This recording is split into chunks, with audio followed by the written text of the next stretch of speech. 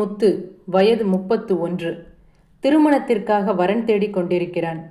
அவனது தாய் மரகதம். அன்று, ஏண்டா முத்து, ஊர் உலகத்துல தண்ணி அடிக்கிறவன், கொலைகாரன், கொள்ளைக்காரன் எல்லாருக்கும் பொண்ணு கிடைக்குது. ஆனா நீ நல்லா படிச்சிருக்க, சொந்த வீடு இருக்கு, கை நிறைய சம்பாதிக்கிற, உனக்கு ஒரு பொண்ணு கூட கிடைக்கலையேடா. 7 வருஷமா உனக்கு நானும் பொண்ணு தேடிக்கிட்டு இருக்கேன். உனக்கு பொண்ணு தேடி என் கைரேகை தேய்ந்தது தான் மிச்சம். அதற்கு முத்து, பொண்ணு கிடைக்காததற்கு நான் என்னம்மா செய்வேன்? நீ தான் ஒரு அம்மாவா பெத்த பிள்ளைக்கு ஒரு பொண்ணை தேடி கல்யாணம் செய்து வைக்கணும். நீ இதுக்கே இப்படி அழுத்துக்கிட்டா நான் யாருக்கிட்ட போய் என்னோட வேதனையை சொல்ல முடியும் என்றதும் வாசலை பெருக்கிக் கொண்டிருந்த ராணி மரகதத்தை பார்த்தவுடன், வாங்க, இப்பதான் எங்க வீட்டுக்கு வர உங்களுக்கு வழி தெரிந்ததா என்று கேட்டதும் மரகதம், இல்லடி ராணி, இந்த பக்கமா ஒரு வேலையா நாங்க வந்தோம். சரி, உன்னையும் பார்த்து ரொம்ப நாளாச்சு, பார்த்துட்டு போகலாம் என்றுதான் என்று இழுக்க, இப்போதாவது என்னுடைய ஞாபகம் வந்ததே என்றாள் ராணி. பிறகு இருவரையும் தனது வீட்டிற்குள் அழைத்து தேநீர் கொண்டு வந்து கொடுத்தாள். பிறகு மரகதம் ராணியை பார்த்து, உன் புருஷன் சேகர் எங்க? அவர் குளிச்சுட்டு இருக்காருக்கா, இன்னும் கொஞ்ச நேரத்துல வந்துடுவாரு, நீங்க டீ குடிங்க, தம்பி எடுத்துக்கோப்பா என்றாள். சிறிது நேரத்திற்கு பிறகு ஈரத்துண்டை கொண்டு தலையை துவட்டியபடி சோஃபாவில் வந்து அமர்ந்தான் ராணியின் கணவன் சேகர். தம்பி, எப்படி இருக்க? பார்த்து ரொம்ப நாளாச்சு என்றாள் மரகதம். பிறகு மரகதத்திற்கு அவளது தங்கை தொலைபேசியில் அழைக்க, தம்பி நீங்க பேசிட்டு இருங்க, என் தங்கச்சி கூப்பிடுறா, நான் போய் என்னன்னு கேட்டுட்டு வந்துடுறேன். பரவாயில்லக்கா, நீங்க உள்ள இருந்தே பேசலாம். பரவாயில்ல ராணி, நான் வெளியில போய் பேசிட்டு வரேன், ஏதாவது முக்கியமான காரியமா இருக்கும் என்று தனது கைபேசியை எடுத்துக்கொண்டு வெளியே சென்றாள் மரகதம். அவள் அங்கிருந்து சென்ற பின்பு சேகர் ராணியை பார்த்து, ஏண்டி, எனக்கு ஒரு காஃபி, 1 சக்கரை தூக்கலாக இருக்கணும், 2 சக்கரை கம்மியாக இருக்கணும், 3 சக்கரை அளவாக இருக்கணும், அப்படி ஒரு காஃபியை போட்டு எடுத்துட்டு வா. அதை கேட்டதும் ராணி, சரிங்க என்று மெல்லிய குரலால் பேசிவிட்டு அடுக்கலைக்கு சென்றாள். அதனை பார்த்த முத்து, அக்கா எங்களுக்கு டீ கொடுத்துட்டாங்க, இந்த வீட்டில் நீங்களும் அக்காவும் தானே மிச்சம் இருக்கீங்க, அப்புறம் எதுக்கு நீங்க 3 காஃபி கேட்டீங்க என்று கேட்டதும் சேகர், இந்த பாருடா முத்து, இப்போ உனக்கு ஒரு சந்தேகம் வந்தது பாத்தியா? வீட்டில் 2 பேரு தானே இருக்கோம், எதுக்கு 3 காஃபி?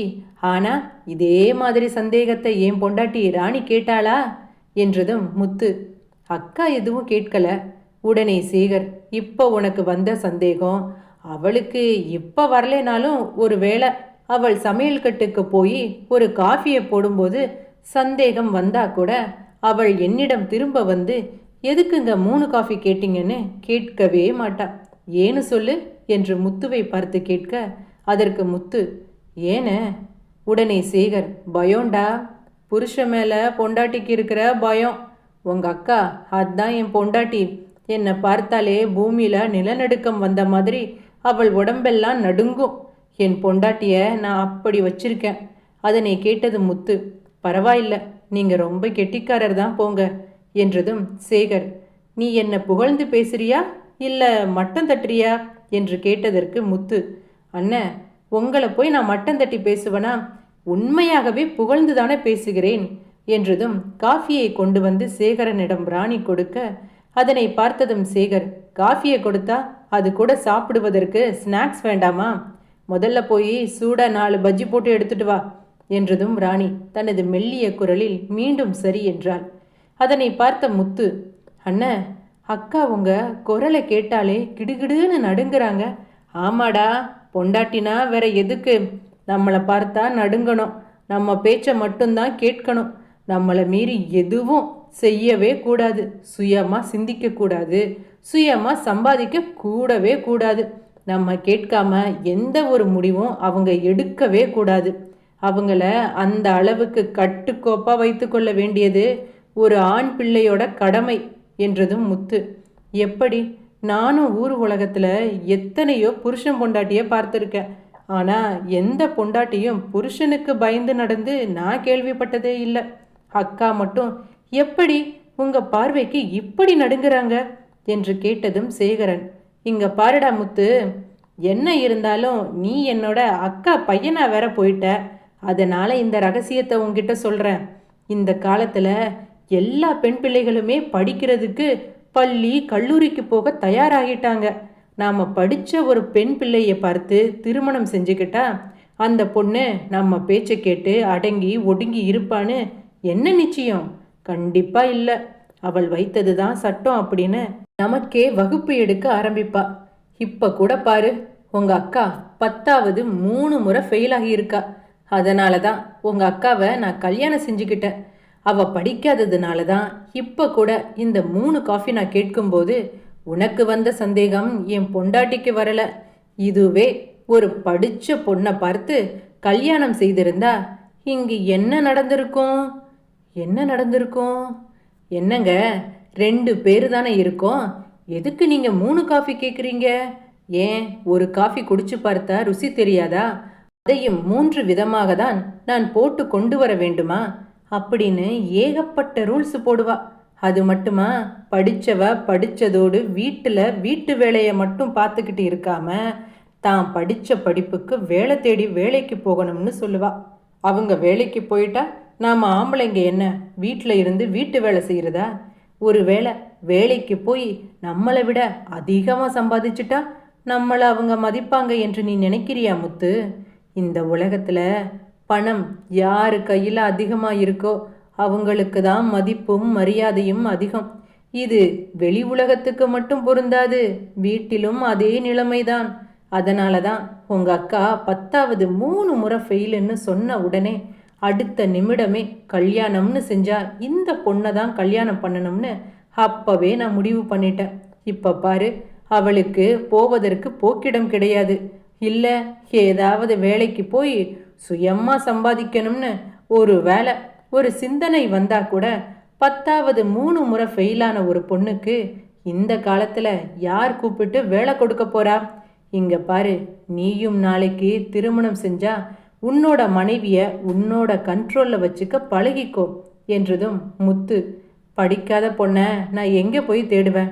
அதற்கு சேகர், நாம தான் தேடணும் என்றதும் அங்கு அவர்கள் இருவரும் பேசிக்கொண்டிருப்பதை கேட்ட ராணி, ஓஹோ, படிக்காத பொண்ணுதான் வேணுமா? என்ன திருமணம் செய்து அடிமைப்படுத்தியது போதாது என்று இன்னொரு பெண்ணின் வாழ்க்கையும் கெடுக்க துணிஞ்சிட்டீங்களா? அது எப்படி நடக்குது என்று நானும் பார்க்கிறேன் என்று மனதிற்குள் நினைத்து கொண்டாள் ராணி. சிறிது நேரத்திற்கு பிறகு அவர்கள் இருவரும் அங்கிருந்து சென்றுவிட 1 மாதத்திற்கு பின்பு ராணி மரகதத்தை பார்க்க சென்றிருந்தாள். அப்போது மரகதம், என்னத்த சொல்றது, இந்த முத்து பையன் ஏன் தான் இப்படி இருக்கானோன்னு தெரியல. அதற்கு ராணி, என்னக்கா நடந்தது? படிக்காத பொண்ணுதான் கல்யாணம் பண்ணுவேன்னு பிடிவாதமா இருக்கா ராணி.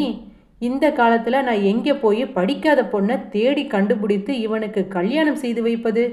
8வது படிச்ச பொண்ணு, 5வது படிச்ச பொண்ணு, ஏன் எனக்கு ஃபெயிலா இருந்தா கூட பரவாயில்லைன்னு சொல்றான்.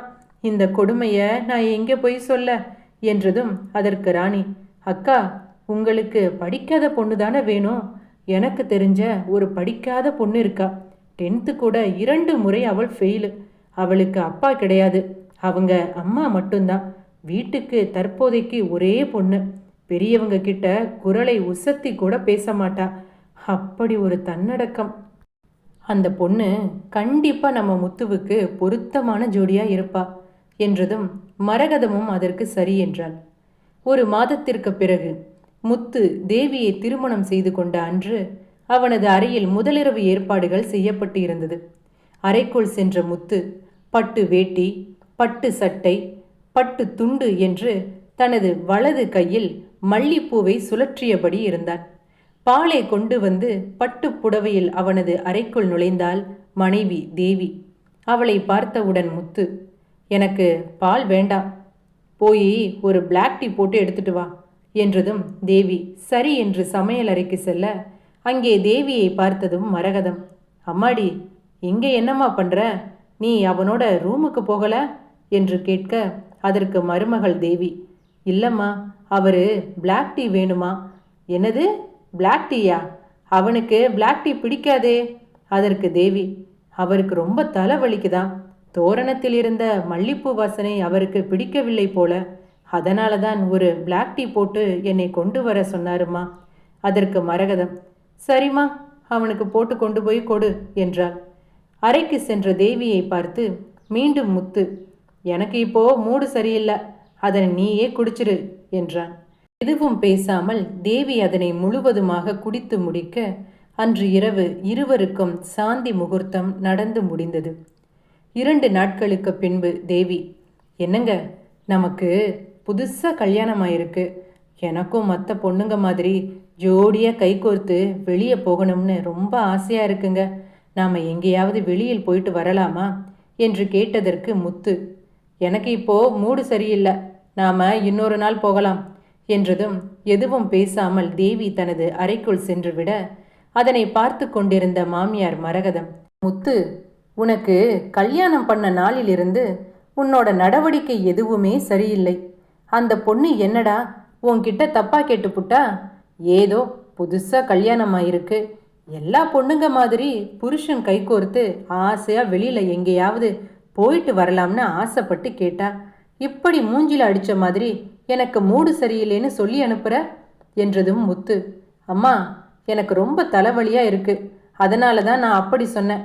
இங்கே பாரு, நீ தேவையில்லாமல் தொட்டதுக்கெல்லாம் என்னை குத்த சொல்லாத, போய் அடுப்படையில் வேலை இருந்தா போய் பாரு என்றதும் மரகதம், என்னமோ போ, ஆசை 60 நாள் மோகம் 30 நாள்னு சொல்லுவாங்க, உனக்கு 3 நாள் தான் போல என்று முணுமுணுத்தபடியே சமையல் அறைக்கு சென்று மீண்டும் தனது வேலைகளை தொடங்கினாள். பிறகு மூவரும் அருகில் இருந்த கோவிலுக்கு செல்வதற்காக நடந்து சென்று கொண்டிருந்தனர். அப்போது செல்லும் வழியில் வழி தெரியாத ஒரு வாலிபன் ஒருவன் அங்கு வந்து அவர்களிடம், sir sir, I don't know Tamil, I am new to this town and I haven't been here for a long time. I'm stuck here because I don't know the way to this address. Can you please give me the direction to this address?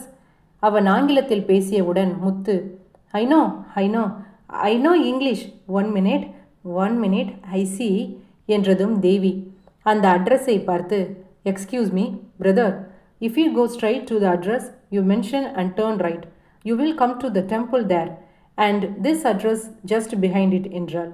அதனை பார்த்தவுடன் முத்து, தேவி, உனக்கு English தெரியுமா என்றதும் மரகதம், என் மருமக யாருன்னு நினைச்ச, அவ BA literature படிச்சிருக்கா. அதற்கு முத்து, என்னது, BA லிட்ரேச்சர் படிச்சிருக்காளா? அதுக்கு ஏண்டா ஏதோ பேயை பார்த்த மாதிரி எப்படி வாயை பொளக்கிற என்றதும் முத்து, அம்மா, தேவி 10ஆம் கிளாஸ் தானே படிச்சிருக்கான்னு சொன்னீங்க, இப்போ எப்படி அவள் டிகிரி முடிச்சிருப்பா? அவள் டிகிரி படிச்சிருக்கான்னு சொன்னா நீ அவளை கல்யாணம் செய்திருக்க போறியா? அதனால தான் அப்படி சொன்ன. அப்போ கூட தேவி என்னிடம், வேண்டாம், இது திருமணத்திற்கு பிறகு ஏதாவது பிரச்சனையில் தான் கொண்டு போய் விடும் என்று சொன்னான். நான் தான் அப்படியெல்லாம் ஒன்றும் நடக்காதுன்னு சொன்னேன். இந்த உலகத்தில் படிக்காத பொண்ணை தேடுறது தான் கஷ்டம், படித்த பொண்ணை தேடுறது ரொம்ப சுலபண்டா என்றதும் கோபத்தில் முத்து, என்ன இருந்தாலும் நீ என்கிட்ட பொய் சொல்லி திருமணம் செய்து வைத்திருக்க கூடாதும்மா. அதற்கு மரகதம், என்னடா தப்பு? இப்போ ஒருத்தர் வந்து உன்கிட்ட ஆங்கிலத்தில் வழி கேட்டாங்க, உன்னோட நாக்கு ஆங்கிலத்தில் டைப் படித்தது, ஆனால் அவள் படித்தவள்னால அட்ரஸ் சொல்லி ஒருத்தனுக்கு புரிய வச்சிருக்கா. இங்கே பாரு, உனக்கு இப்போ வேணும்னா நான் செய்தது தவறாக இருக்கலாம், ஆனால் நான் செய்தது உன்னோட வாழ்க்கை நலனுக்காக தான் என்பதை நீ ஒரு நாள் இல்லை ஒரு நாள் கண்டிப்பாக புரிஞ்சுப்ப. கோபத்தில் முத்து அவர்கள் இருவரையும் அங்கேயே விட்டுவிட்டு மாமன் சேகரை பார்க்க சென்று விட்டான்.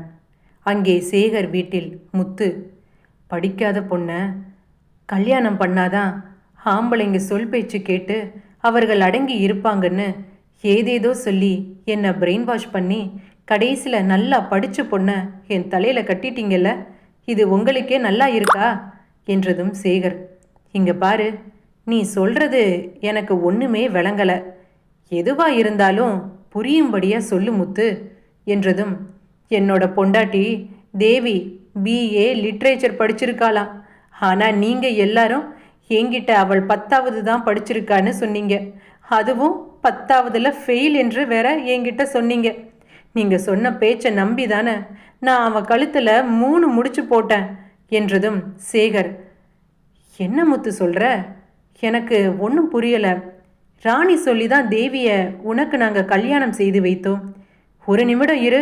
ராணி, ராணி என்று சமையல் செய்து கொண்டிருந்த தன் மனைவி ராணியை அழைக்க வேர்த்து விறுவிறுத்து தலைவிரி கோலமாய் கையில் சமையல் கரண்டியுடன் வெளியே வந்த ராணி, என்னங்க என்று மெல்லிய குரலில் கேட்க, உடனே சேகர், தேவி உனக்கு தெரிஞ்ச பொண்ணுன்னு சொல்லி தானே முத்துவுக்கு நீ கல்யாணம் செஞ்சு வச்ச? அந்த பொண்ணு 10th ஃபெயில் என்று தானே நீ எங்ககிட்ட சொன்ன.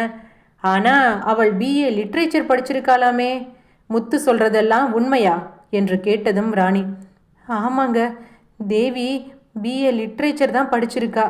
இதையே நீ எங்ககிட்ட முன்கூட்டியே சொல்லலை?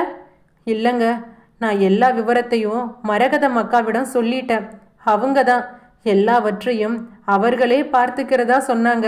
மற்றபடி இதில் எனக்கும் ஒன்றும் தெரியாதுங்க என்றதும் முத்து, அக்கா என்ன இருந்தாலும் நீங்களாச்சும் என்னிடம் ஒரு வார்த்தை சொல்லியிருக்கலாமே என்று முத்து கூற, அதற்கு ராணி, உங்கள் அம்மாவே சரின்னு சொல்லும்போது என்னால் எப்படிப்பா உங்ககிட்ட வேற ஒரு முடிவை சொல்ல முடியும்? தேவி படிச்சிருக்கா, அவ்வளவுதானே.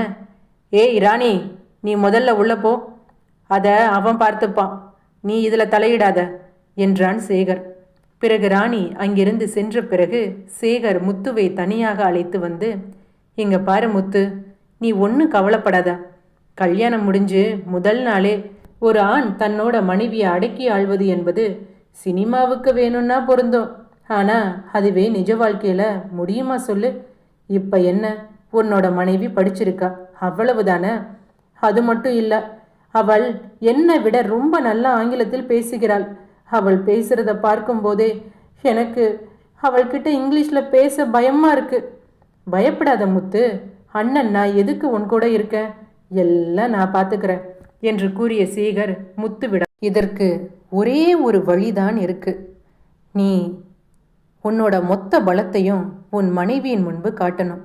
அப்படின்னா நீங்கள் என்ன சொல்கிறீங்க? எனக்கு ஒன்றும் விளங்கலையே என்று முத்து கேட்க, அதற்கு சேகர், இங்கே பாரு, இன்றைக்கு நைட்டு உன்னோட வீட்டில் ஒருத்தன் திருடுவதற்காக வருவான். நீ அவனை பிடிச்சி தேவிக்கு முன்பு அடிப்பது மாதிரி அடிக்க வேண்டும். நீ தேவியோட மனசில் நீ ஒரு ஹீரோவாக தெரிய ஆரம்பிப்ப என்றதும் முத்து, எதுக்கு எல்லாரும் போலீஸுக்கு கால் பண்ணணும், மறுநாளே நான் ஜெயிலில் கம்பி என்னணுமா, போங்கண்ண என்றதும் சேகர் மீண்டும், திருட வரப்போறேன்னு சொன்னால் நான் அவங்க வீட்டுக்கு வந்து திருட வரப்போகிறேன். எனக்கு தெரிஞ்ச ஒரு நண்பன் ஒருத்தர் இருக்கான், அவன் பேர் மணிஷர்மா. இந்த படத்தில் எல்லாம் ஸ்டண்ட் மாஸ்டர்னு சொல்லுவாங்களே, அதான்ப்பா இந்த சண்டை காட்சிகள் எல்லாம் வருமே, அவனே தான். அவன் எனக்கு ரொம்ப நல்ல பழக்கம். அவன்கிட்ட எல்லா விவரமும் சொல்லி இன்னைக்கு நைட்டு உங்கள் வீட்டில் திருடுவதற்கு நான் வர சொல்கிறேன். மற்றதை அவன் பார்த்துப்பான். நீ அவனை பிடிச்சி அடிக்கிற மாதிரி மட்டும் அடி, அது ஒன்று போதும் தேவி உன்னை பலசாலின்னு நம்புவதற்கு என்றதும் முத்து, ஐடியா என்னமோ நல்லா தான் இருக்கு, ஆனால் இது ரொம்ப பழசாக இருக்கே. பழசாக இருந்தா இப்போ என்ன, ஐடியா நல்லா இருக்குல்ல, அது போதாதா என்றான் சேகர்.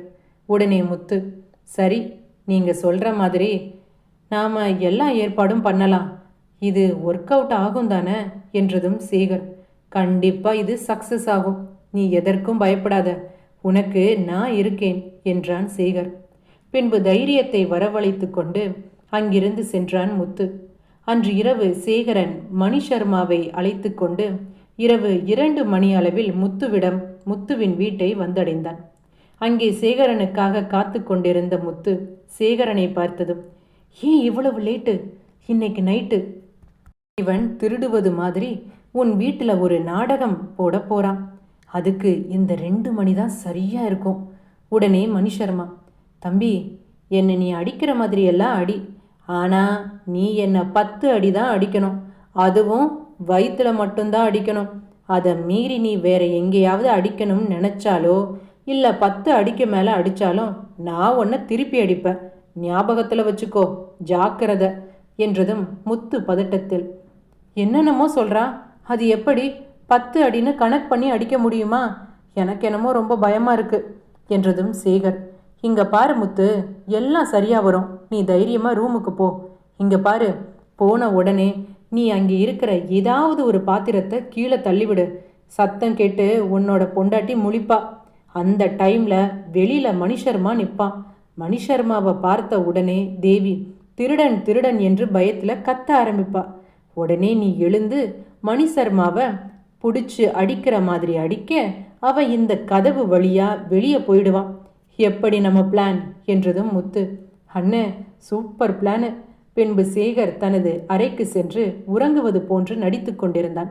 அப்போது அவனது அறைக்குள் நுழைந்த மணிஷர்மா அங்கிருந்த தண்ணீரை தள்ளிவிட சத்தம் கேட்டு விழித்தெழுந்த தேவி மணிஷர்மாவை பார்த்தவுடன், திருட திருட, யாராவது வாங்க, வீட்டுக்குள்ள திருட புகுந்துட்டான், திருட திருட என்று கத்தத் தொடங்கினாள். உடனே முத்து விழித்து கொள்வது போல எழுந்து அவனது மாடிப்படியின் வழியாக இறங்கி வந்து மணிஷர்மாவை பிடிக்க முயலும் பொழுது அங்கே கீழே கொட்டி கிடந்த எண்ணெயில் எதிர்பாராத விதமாக மணிஷர்மா கால் வைக்க அவன் தரையில் கீழே மயங்கி விழுந்தான்.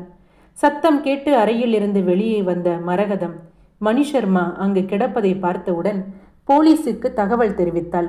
5 நிமிடங்களில் வந்த காவலாளிகள் மணிஷர்மாவை பிடித்து செல்ல முயலும்போது அவன், சார் சார் என்னை விட்டுருங்க சார், நான் எந்த தப்பும் பண்ணலை சார், பாருங்க சார், நான் இந்த வீட்டுக்குள்ள முத்து இருக்காரு, அவர் சொல்லி தான் சார் இந்த வீட்டுக்கு திருடவே வந்தேன், நான் திருடக்கூட வரல சார், இது எல்லாமே ஒரு ட்ராமா சார், என்னை விட்டுருங்க சார், சார் அவரோட மனைவியை இவர் இம்ப்ரெஸ் பண்ணணும் சொல்லி தான் சார் இந்த வேலையெல்லாம் என்ன பண்ண சொன்னார் சார், சார் உங்களுக்கு சந்தேகமாக இருந்தால் நீங்கவே முத்துவை கேளுங்க சார் என்றதும் போலீஸ் அதிகாரி முத்துவை பார்த்து, என்ன முத்து, இந்த திருடன் சொல்றதெல்லாம் உண்மையா என்றதும் பதட்டத்தில் முத்து ஆம் என்றான்.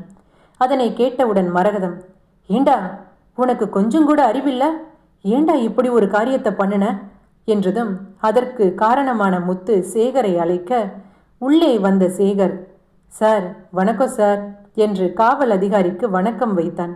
பின்பு சேகரை முறைத்து பார்த்த மரகதம், நீதான் இந்த ஏற்பாடுகளுக்கெல்லாம் காரணமா என்றதும் சேகர், ஆமா, இதில் என்ன தப்பு இருக்கு, ஒரு படிக்காத பொண்ணை தான் திருமணம் செய்து கொள்ள வேண்டும் என்று ஆசைப்பட்டான் முத்து, ஆனால் நீங்கள் அவனிடம் பொய் சொல்லி நல்லா படித்த பொண்ணை அவன் தலையில் கட்டிட்டீங்க, படித்த பொண்ணு அடங்கி இருக்க மாட்டாளோ என்கிற பயத்தில் தான் இப்படி ஒரு ஏற்பாடு என்றதும் மரகதம், ஏண்டா பொண்டாட்டினா உங்களுக்கு அடங்கி ஒடுங்கி இருக்கிறதுக்கு தானா, உங்களுக்கு ஆக்கி போடவும் உங்களுக்கு பணிவிடை செய்வதற்கும் தானா நீங்கள் ஒரு பெண்ணை திருமணம் செய்து உங்கள் வீட்டுக்கு அழைச்சிட்டு வந்தீங்க என்றதும் சேகர், ஏன் ஏன் எங்களுடைய மனைவி எங்களுக்கு ஒரு அடிமையாக இருக்கக்கூடாது, அவங்க சாப்பிட்ற சாப்பாட்டில் இருந்து, அவங்க உடுத்துகிற உடையில் இருந்து, ஏன் அவங்க போடுற மேக்கப்பில் இருந்து எல்லாம் நாங்கள் இரத்த வியர்வை சிந்தி சம்பாதிச்ச பணத்தில் தானே, அப்படி இருக்கும்போது எங்கள் பேச்சை கேட்டு ஏன் அவங்க எங்களுக்கு அடிமையாக இருக்கக்கூடாது என்றதும் மரகதம், மாற்ற வேண்டியது ஒன்றை இல்லை, உன்னோட மனைவி ராணிய, அவள் ஒரு அப்பாவி வாயில்லா பூச்சி, அதனால தானே உன்னோட வீராப்ப உன் மனைவி கிட்ட காமிக்கிற, இதே வீராப்ப வெளியில வேற ஒரு ஆண்மகனிடம் உன்னால காட்ட முடியுமா என்று முத்துவை முறைத்து பார்க்க பின்பு மரகதம் மீண்டும், முத்து நீ சேகர் சொன்ன எல்லாவற்றையும் இந்த வீட்டில் அரங்கேற்றிட்ட, பேசாம சேகர் ஃபோட்டோவை வாங்கி அந்த பூஜை ரூமில் வச்சு 3 வேளையும் விளக்கேற்றி அதுக்கு சாமி கும்பிடு, ஏன்னா உன்னோட இஷ்ட தெய்வம் இந்த சேகர் தானே என்றதும் முத்து, அம்மா அது வந்து என்றதும் தேவி, என்னங்க பொண்ணுங்க படிக்கிறது என்ன தப்பா, நீங்களா ஏங்க உங்களோட மனைவி உங்களுக்கு அடங்கி இருக்க மாட்டாங்க, உங்களை மதிக்க மாட்டாங்கன்னு நீங்களா ஏன் ஏதேதோ கற்பனை பண்ணிக்கிறீங்க, நான் உங்களுக்கு பிடிச்ச மாதிரி தானே நடந்துக்கிறேன், இல்லை கல்யாணம் பண்ண நாளில் இருந்து உங்களை ஏதாவது எடுத்தெறிஞ்சு பேசியிருப்பனா, இல்லை 3வது நபர்கள் முன்பு உங்களை நான் விட்டு கொடுத்து தான் பேசியிருப்பனா, இங்கே பாருங்க, இப்போ நான் முடிவாக ஒன்று சொல்கிறேன், நான் செய்வதில் ஏதாவது தப்பு இருந்தால் நீங்கள் தாராளமாக என்னை கூப்பிட்டு கண்டிக்கலாம், ஆனால் அதுவே என்னை நீங்கள் அடிமைப்படுத்தி பார்க்கணும்னு நினச்சிங்கன்னா அப்படி ஒரு வாழ்க்கையை வாழ வேண்டிய அவசியம் எனக்கு இல்லை, நான் இந்த வீட்டுக்கு குடும்பம் நடத்த தான் வந்தேன், உங்களுக்கு அடிமையாக வாழ்வதற்கு இல்லை என்றதும் முத்து, தேவி என்னை மன்னித்து விடு, நான் ஏதோ தெரியாமல் பண்ணிட்டேன் என்றதும் சேகர், என்னடா முத்து அவள் சொன்ன உடனே மன்னிப்பு கேட்டுட்ட என்றதும் முத்து, அண்ணே என்னோட மனைவியை நான் அடிமைப்படுத்தணும்னு நினச்சதால தான் இன்றைக்கு நான் இப்படி தலை குனிஞ்சு நிற்கிறேன், இதற்கு மேலும் என்னால் அவமானப்பட முடியாது, அண்ணா தேவி அவளுக்கு பிடிச்ச மாதிரி அவள் இருக்கட்டுமே என்றான். விஷயம் தெரிந்து முத்துவின் வீட்டிற்கு ஓடோடி வந்த ராணி சேகரின் முகத்தை பார்த்தவுடன், என்னங்க, என்ன ஆச்சு? விஷயத்தை கேள்விப்பட்ட உடனே ஒரு கணம் என் உயிரே நின்று போச்சுங்க. என்ன ஆச்சு? எதுக்காக இந்த போலீஸ் எல்லாம் இங்கே வந்திருக்காங்க என்று பதட்டத்துடன் கேட்க, அங்கு நடந்தவற்றை மரகதம் கூற, உன் புருஷன் சேகர் என்னென்ன வேலை பண்ணி வச்சிருக்கான்னு பாரு. அவள் உன்னை அடிமைப்படுத்துவது போதாது என்று அவன் என்னோட பிள்ளைக்கு ஒன்னில்லாத ஒன்று சொல்லி கொடுத்து இன்னைக்கு என் மகனுக்கும் மருமகளுக்கும் இடையில ஒரு பெரிய விரிசல் வரும் அளவிற்கு உன் கனவு நடந்திருக்கான். இப்போதாவது வாயை திறந்து ஏன் இப்படி பண்ணினீங்கன்னு உன் கணவன் சட்டையை பிடித்து கேளு என்றதும் ராணி 2 நிமிடம் மௌனமாக இருந்தாள். பின்பு அவள் கண்களில் நீர் வடிய தரையை பார்த்தபடி, நீங்க என்ன பிடிச்சு போய் கல்யாணம் செய்யலைன்னு எனக்கு ரொம்ப நல்லா தெரியும். நீங்கள் என்னை திருமணம் செய்ததற்கான காரணமே நான் 10th 3 முறை ஃபெயில் ஆனதுனால தான். எனக்கு படிப்பறிவு கிடையாது. உங்கள் பேச்சை மீறி என்னால் வெளியுலகத்தை தெரிஞ்சுக்க முடியாது. அப்படியே தெரிந்து கொள்ள வேண்டும் என்ற எண்ணம் எனக்கு வந்தாலும் கூட 10th 3 முறை ஃபெயிலான எனக்கு இந்த ஊரில் யார் வேலை கொடுப்பா? சாகும் வர உங்கள் பேச்சை கேட்டு உங்கள் காலடியில் மண்ணா, உங்கள் காலடி மண்ணா, உங்கள் காலுக்கு போடுற ஒரு செருப்பா, ஒரு அடிமையா கடைசி வரை இருப்பேன் என்ற நம்பிக்கையில் தானே நீங்கள் என்னை கல்யாணம் செஞ்சீங்க. நீங்கள் அன்று முத்துக்கிட்ட பேசும்போது தாங்க எனக்கு உண்மை தெரிஞ்சுது. நான் கூட நீங்கள் என்னதான் இந்த காலத்து வாழ்க்கையை வாழ்ந்தாலும் உங்கள் மனசு மூளையும் அந்த காலத்து மனுஷங்க மாதிரி தானே நினச்சேன். ஆனால் நீங்கள் மனுஷன் இல்லைங்க, மிருகம். மிருகங்கள் கூட தன்னோட துணைக்கு எந்த ஒரு ஆபத்தும் வரக்கூடாதுன்னு மற்றவங்க கிட்ட துணிந்து போராடும். துணையை தாண்டி வேறு யாரையும் தொட்டு கூட பார்க்காது. ஆனால் நீங்கள் என்னை உங்களுடைய மனைவியாக ஏற்றுக்கொள்ளாமல் உங்களுக்கு ஒரு வேலைக்காரியா, உங்களுடைய அடிமையா என் கழுத்தில் 3 முடிச்சு போட்டு ஒரு தாலியை கட்டி உங்கள் வீட்டுக்கு என்ன அழைச்சிட்டு வந்திருக்கீங்கன்னு எனக்கு இப்போ ரொம்ப நல்லாவே புரிஞ்சிடுச்சு. என்றைக்காவது ஒரு நாள் நீங்கள் என்னை புரிஞ்சுப்பீங்க என்று ஒவ்வொரு நாளும் நான் நினப்பேன். நீங்கள் என்னை மற்றவர்கள் முன் மட்டம் தட்டி பேசுகிற ஒவ்வொரு நிமிடமும் கூனி குறுகி நிற்கிற அந்த நிகழ்ச்சியெல்லாம் என் கண்ணு முன்னாடி மறையாமல் இன்னும் இருக்குது. நான் எந்த அளவுக்கு உங்களால் வேதனைப்பட்டிருக்கேன், எவ்வளவு கண்ணீர் சிந்திருக்கேன்னு என் தலையணையை கேட்டு பாருங்க. அது சொல்லும். பெத்தவங்க கிட்ட என்னோட கணவர் என்னை மட்டம் தட்டுறாரு, என்னை ஒரு அடிமை மாதிரி நடத்துகிறாரு என்று சொன்னால் திருமணத்தில் இதெல்லாம் சகஜம்னு ஒரே வார்த்தையில் சொல்லி முடிச்சிருவாங்க என்கிற எண்ணத்தில் தான் நீங்கள் எனக்கு செய்த எந்த ஒரு கொடுமையையும் என் பெற்றோரிடம், ஏன் என் கூட பிறந்த அண்ணன் தம்பிக்கிட்ட கூட நான் சொன்னதில்லை. ஆனால் இப்போது எனக்கு உங்கள் கூட வாழ்ந்த திருமண வாழ்க்கை சலிச்சு போச்சுங்க. நீங்கள் திருந்துவீங்க என்ற நம்பிக்கையே எனக்கு இல்லை. நான் வாழ்கின்ற வாழ்க்கை எனக்காகவும் உங்களுக்காகவும் இல்லை, நமக்கு பிறந்த அந்த குழந்தைகளுக்காக மட்டும்தான். இனிமே நான் உங்களுக்கு வாய் பேசாத ஒரு அடிமையா என்னோட மிச்ச காலத்தையும் கழிக்க நான் தயார் என்றாள். அவள் பேசியதை கேட்ட பின்பு சேகர் தனது வரட்டு கௌரவத்தை தூக்கி எறிந்து, தனது ஆண் என்ற தலைக்கணத்தை தூக்கி எறிந்து, தனது மனைவியை அடிமைப்படுத்த வேண்டும் என்ற எண்ணத்தை வேரோடு பிடுங்கி எறிந்து தனது மனைவியின் கையை பிடிக்க ஒரு நிமிடம் ராணியின் உடல் சிலிர்த்து போனது. திரும்பி பார்த்தபோது அங்கே சேகரனின் கண்களில் கண்ணீர் வடிய, சேகர், என்னால் ஒரே நிமிடத்தில் என்னை மாற்றிக்கொள்ள முடியாது. ஆனால் இனிமே வரும் காலங்களில் நான் உனக்கு ஒரு நல்ல கணவனாக இருக்க விரும்புகிறேன். தயவு செஞ்சு இன்னொரு முறை என் கூட வாழ்ந்த வாழ்க்கை சலிச்சு போச்சுன்னு என்னை பார்த்து சொல்லாத. என்னால் அதை காது கொடுத்து கூட கேட்க முடியல. நான் செய்த தவறுக்கு நான் உங்ககிட்ட மன்னிப்பு கேட்குறேன். ஒரு சில ஆண்கள் இன்றைய வாழ்க்கை சூழலில் கூட தன்னுடைய மனைவியை அடிமைப்படுத்த வேண்டும் என்று சில நேரங்களில் நினைப்பது உண்டு. அதற்கு ஆண்களின் தரப்பில் இருந்து பல நியாயங்கள் கூறப்படலாம். ஆனால் ஒரு கணவன் தன் மனைவியை அடிமைப்படுத்த முயல்கின்ற ஒவ்வொரு நொடியும் ஒரு மனைவியின் வலியை வார்த்தைகளால் சொல்லி விவரிக்க முடியாது. எந்த ஒரு கணவன் தன் மனைவியை அடிமைப்படுத்த முயல்கின்றானோ அந்த கணவனுக்கு கண்டிப்பாக அவனது மனைவியின் மனதில் இடம் கிடையாது என்பதை சில ஆண்கள் புரிந்து கொள்வதே கிடையாது. மனைவி என்பவள் உங்களில் பாதி. உங்களின் இன்பங்களில் பாதி, உங்களின் துக்கங்களில் பாதி, உங்களின் கஷ்டங்களில் பாதி, உங்களின் கண்ணீரில் பாதி. இப்படி உங்களில் பாதியான ஒருவரை எதற்காக அடிமைப்படுத்த நினைக்க வேண்டும்?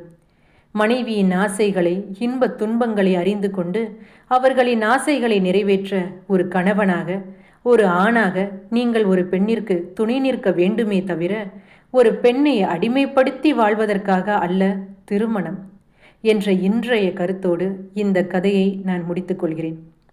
இந்த கதை உங்களுக்கு பிடித்திருந்தால் மறக்காம இந்த கதை பற்றிய உங்களது கருத்துக்களை கமெண்டில் தெரிவியுங்க. இது போன்ற நபர்களை உங்களது வாழ்க்கையில் நீங்கள் சந்தித்தது உண்டா? சந்தித்திருந்தால் மறக்காமல் அதனை கமெண்டில் பதிவிடவும். இந்த கதை உங்களுக்கு பிடித்திருந்தால் மறக்காம ஒரு லைக் கொடுங்க. இந்த கதையை உங்களது ஃப்ரெண்ட்ஸ் அண்ட் ஃபேமிலிக்கு ஷேர் பண்ணுங்க. சப்ஸ்கிரைப் பண்ண மறக்காதீங்க. ஸ்டோரி டைம் 6 தமிழ் சேனலை சப்ஸ்கிரைப் பண்ணும்போது பக்கத்தில் இருக்கிற பெல் ஐக்கானை மறக்காமல் ப்ரெஸ் பண்ணுங்கள். அப்போது தான் நான் எப்போ வீடியோ போட்டாலும் அதற்கான நோட்டிஃபிகேஷன் உங்களுக்கு உடனுக்குடன் வந்து சேரும். நன்றி, வணக்கம்.